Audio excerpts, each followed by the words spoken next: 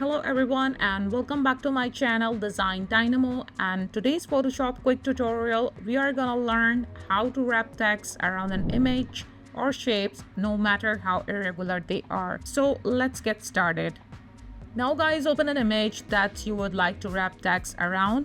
It could be a shape or a photo of something or someone. I download this image from adobestock.com. The first step is to make a selection around the image. The select subject in the downside in the contextual taskbar, and after this we just go to select, modify and expand. The amount you expand, it will determine how close or how far away your text it will be from the edge of your subject.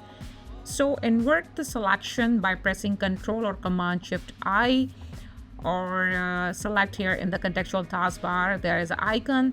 Go to rectangular marquee tool and click the intersect with icon. So I'm going to deselect this selection from the left side.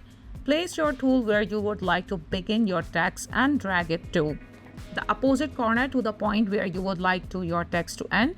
It essentially creates a frame that your text will be confined inside of. When you release your mouse or pen, it removes your subject selection that was outside the rectangle.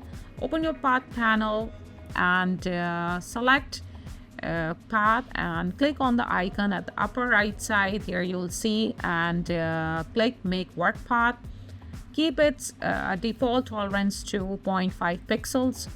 Open back your layer panel and open your horizontal type tool, and here click the character paragraph panel icon, or go to Windows and select the character. So click inside the work path, and lorem ipsum text will automatically appear inside the work path.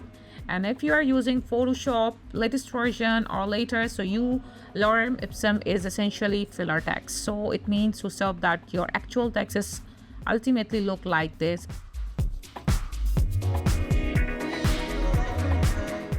And that's it guys, and how easy you can wrap text around an image.